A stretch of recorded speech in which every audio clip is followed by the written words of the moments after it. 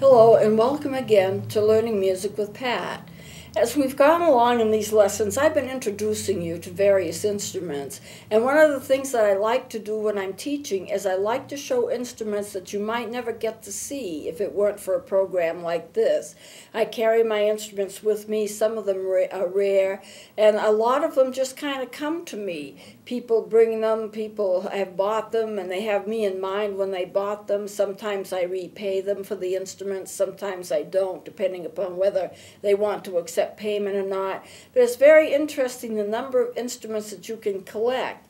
This one here is a flute, about the same size as my other flutes that I play. However, this only has 8 keys to it. So I'm going to describe this, and I'm going to use my notes so I don't forget something important. This is a rare flute. It is an Irish flute, but it was made in Scotland, and the person who made it, his name is George Ormiston. This is a George Ormiston Irish flute made in Scotland, where he makes all of his Irish flutes.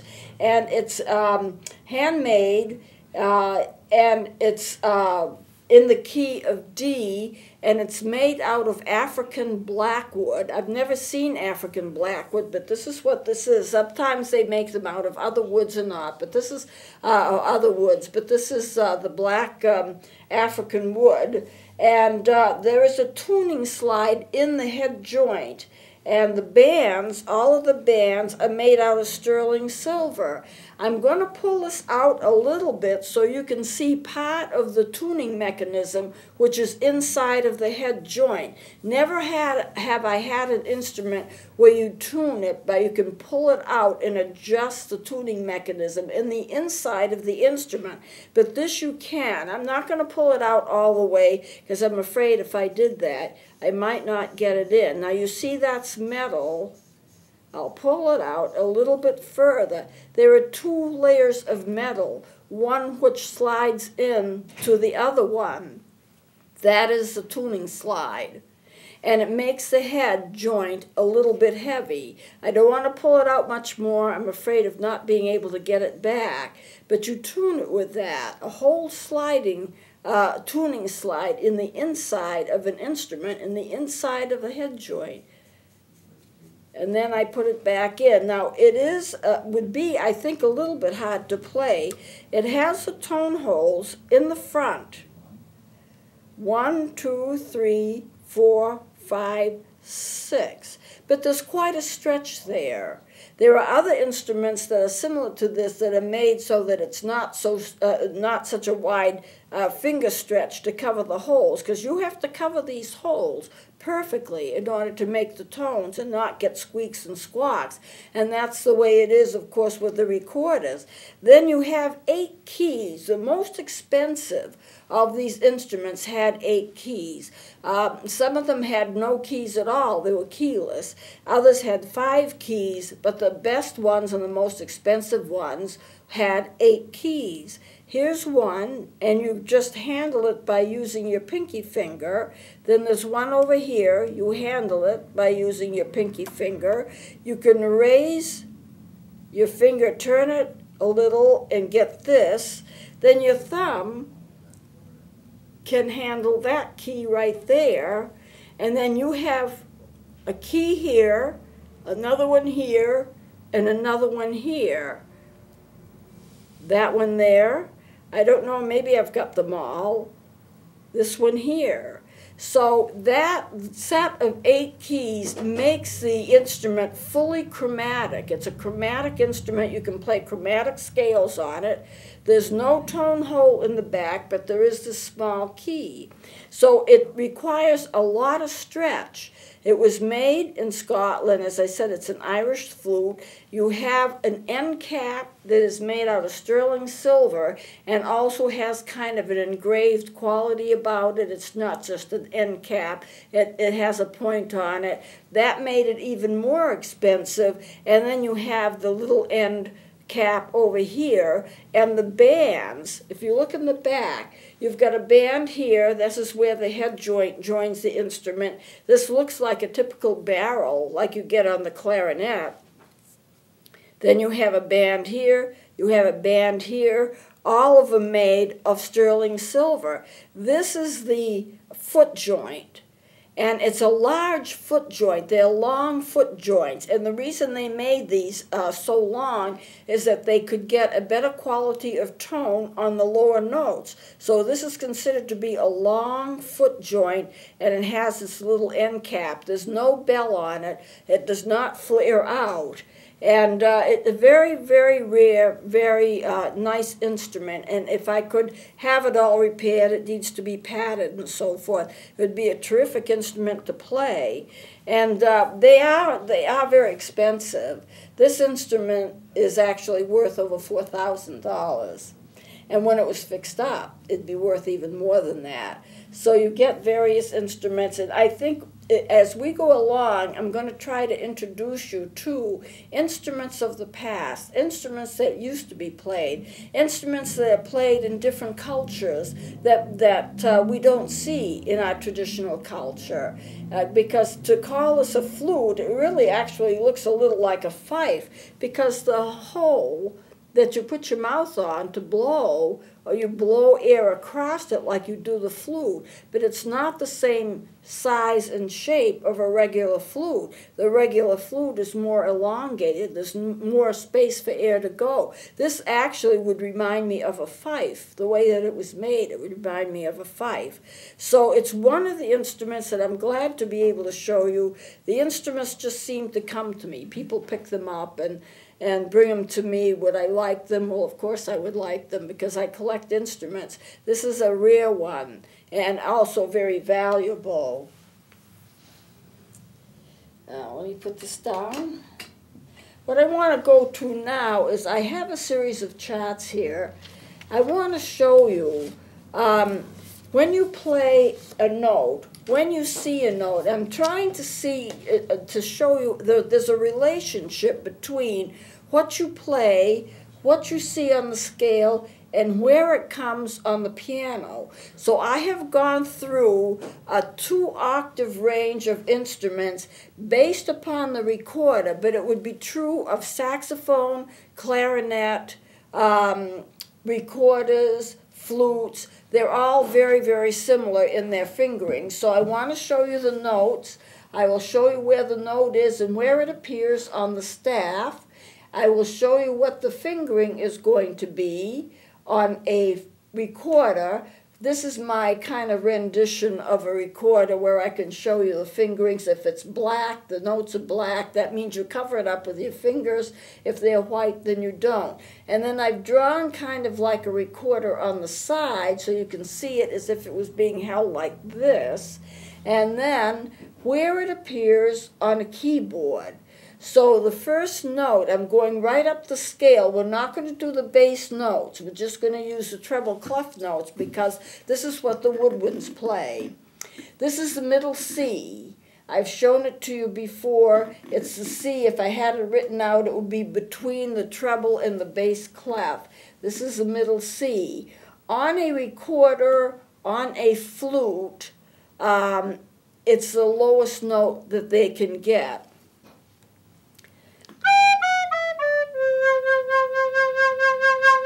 That lowest note is the lowest note of the instrument, and that is, on the piano, the middle C, but it's the lowest that the recorder can get.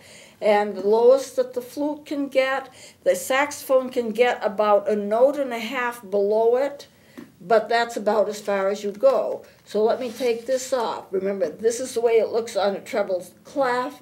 This is the way you play it. You have all of the holes covered, and this is the way this is where it's located on a piano or other keyboard instrument. So let me take this down. We're going up one note. I have actually just colored the notes in here so you can see. This is a D, one step up, and it's just below the staff. And when you play it on a recorder, you use the 6 fingers and the thumb hole. This little black area here is a thumb hole. And you cover that thumb hole up. You're dealing with the lower note, so you keep the thumb hole closed. You do not cover the last note. You can see that I've got that as an open hole. So the D, the C, when I play that D, you notice I am not covering this. Okay, and this is where it appears on a keyboard.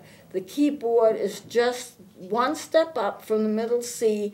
I have colored that in red so you can see its location. If you can get in your mind kind of a visualization of where these notes are, it will make music much more understandable to you, and this is the reason why I drew all of these out. Then we get to the E. It's the first note that's on the staff. Remember I said every good boy does fine. This is the E. And when you play the E, the thumb hole is closed. You've got 5 notes covered. 1, 2, 3, 4. Yeah, 5 notes covered. Thumb hole covered. That's the E, and it appears here. Now, if you remember, you may not remember, but I said when you get the piano, you get 3 black notes. Let me put this here. It'll be easier to understand. You get 3 black notes, and then you get 2 black notes, and you get 3 black notes, and so forth. It goes in a cycle. The note that's right to the left of any of the 2 black notes is going to be C. In this case, this would be the middle C, and the E would be this note right here. Going up the scale, the last 2 notes are not covered. And here it is on a more full-scale piano, colored in red. Now, F gets to be interesting because how you play it depends upon whether you've got a Baroque or whether you've got a German instrument. Most, like saxophones and flutes, you're going to play the F with 4 keys. Now, and this is what this shows. 1, 2, 3, 4. You have your thumb hole covered. This is where it appears on the staff. It is the first of the notes in the spaces. And remember what I said. It spells out F-A-C-E, face. This is the F. And this is where it is in the piano. And it's right next to it's to the left of the 3 series of black notes. Now, if you are playing a Baroque instrument, and I have this in red, you will add just this 4th finger. You can see that the pitch is a little bit different. On the Baroque instruments, you need to have that extra finger down because it makes a difference in the pitch. It just deepens it a little bit.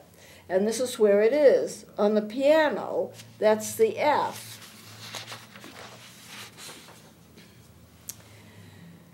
The next note is the G, and it's right here on the piano. This is where it appears. Remember, this was E, every good. You have just 3 notes covered with the thumb hole that actually makes a 4th one. So this is the G.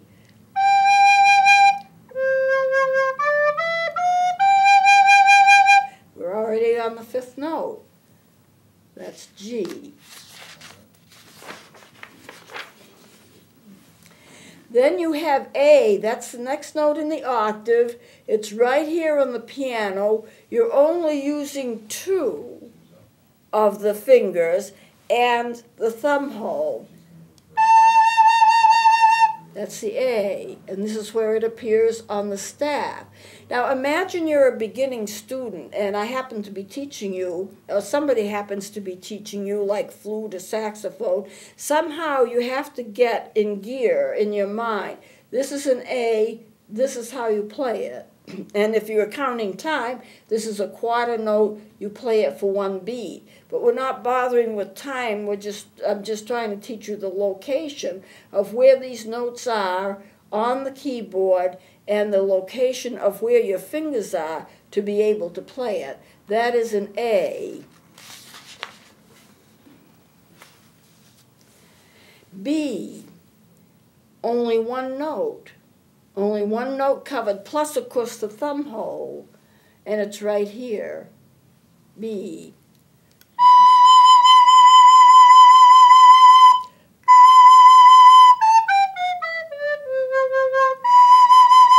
That's the B. It appears a third line up, every good boy, and played like this. On saxophones, clarinets, and flutes, the fingering is so much alike that I can use the recorder easily because recorders also finger the same way. This is it. Now the next note is going to be C, and what I've done here is I've shown the octave. This is middle C, and I just put some red lines in it so you can see. That's where you started from. And now already we're up to C. This is the higher C. It's an octave, 1, 2, 3, 4, 5, 6, 7, and the 8th note repeats the first note. Now, why can't you get like a note H or I? There's no such thing. If you start A, C, D, E, F, G, A, B, C.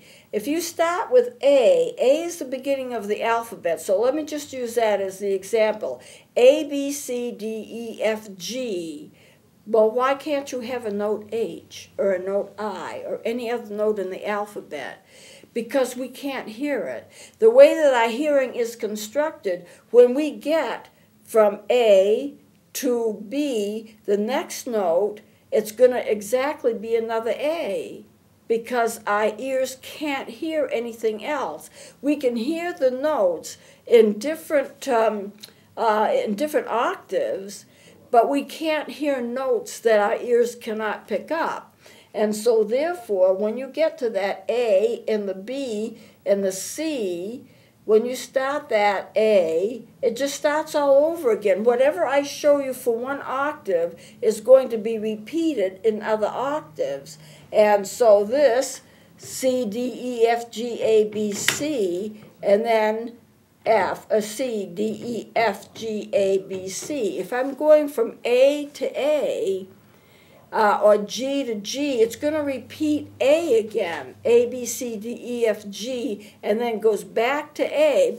But the vibrations are twice as fast for the higher A than they are for the lower A. So you get the A in a different octave, but it's an A. You can't get H or anything else. It's just the way that we hear. So we see an octave, C, D, E, F, G, A, B, C. That's the octave. This is the way that it's played. This is the way that it's on the staff.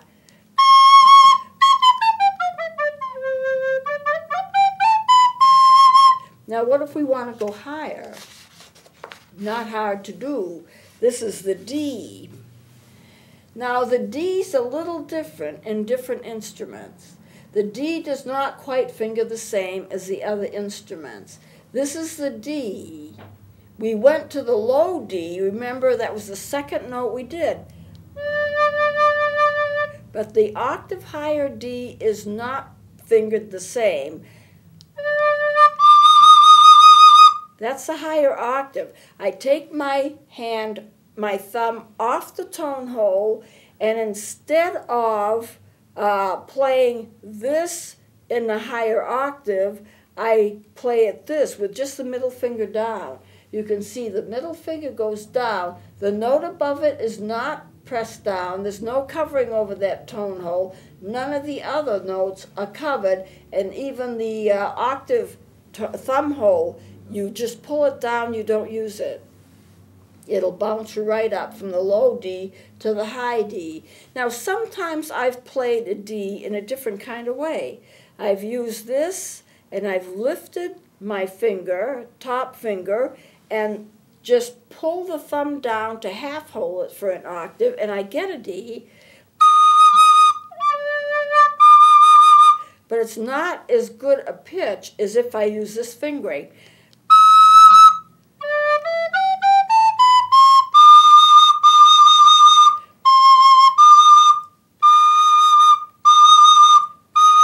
It sounds sounds about the same. When you finger a note, and it's not the really traditional correct fingering, but you can get the note, that's called an alternative fingering, and sometimes we use alternative fingerings. The flute plays the D like that. In fact, I'll show you. Here is low D. And to get the high D,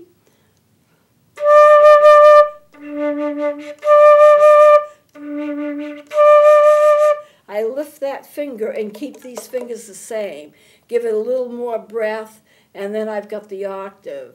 That's how you get the octave on the flute. I do it sometimes the same way on the recorder, depending upon the music that I'm playing. But it would be an alternative fingering on the recorder, because the correct fingering is this. Okay. And I put in the little sketch marks. That was a low D. This is a high D. This is a high D as it appears on the staff, and that's the way you finger it on the instrument.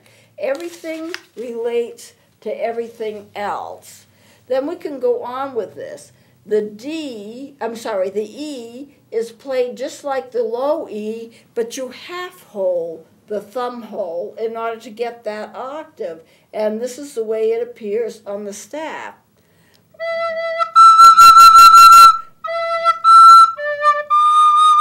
Now I got the high D without lifting up a finger at all, but that's because I'm using it as an alternative fingering.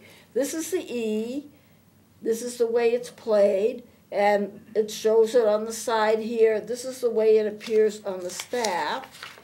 And F, the same thing as with the low F. This is the low F. Remember, this is the lowest note that some of these instruments can get. It's middle C, and so these notes don't look like they're low because you've got the whole bass clef beneath it.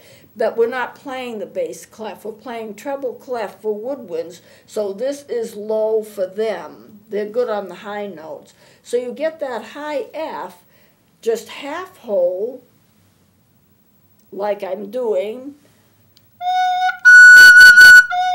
But remember, it's a Baroque instrument, so therefore I really need to add this.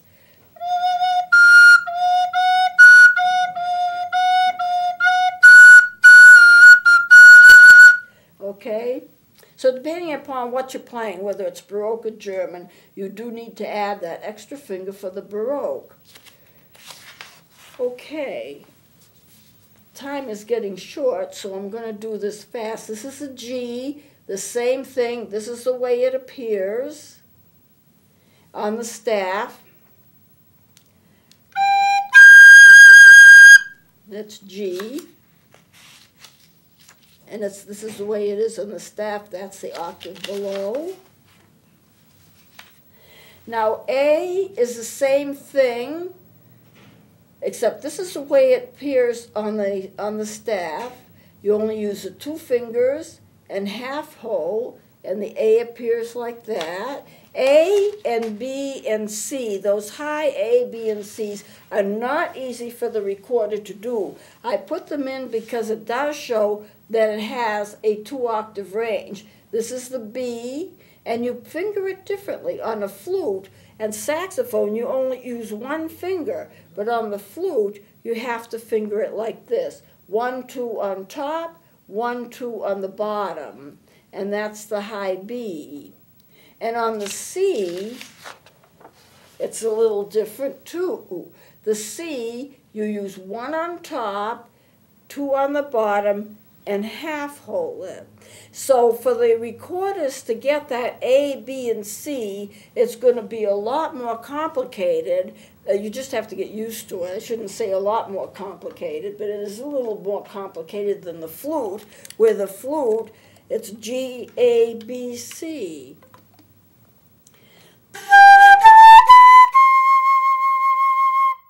Okay? So it's a lot easier on the flute than the recorder for those higher notes. Well, I think we're just about out of time. I just want you to see a relationship between where the notes are on the staff, how you finger them for most woodwind instruments, with some differences depending upon the instrument and also where they appear on the piano. If you can kind of get that relationship in mind, because when I'm teaching students, I have them week by week by week, and I show them week by week, look at this note. Then the next week, maybe I give them a couple of more. Or I just don't give them a lot of notes at one time. It can be confusing. But I thought using it visually, you might be able to understand it and kind of catch the drift on it. So thank you for watching, and we'll go on with this next time. Please join me again.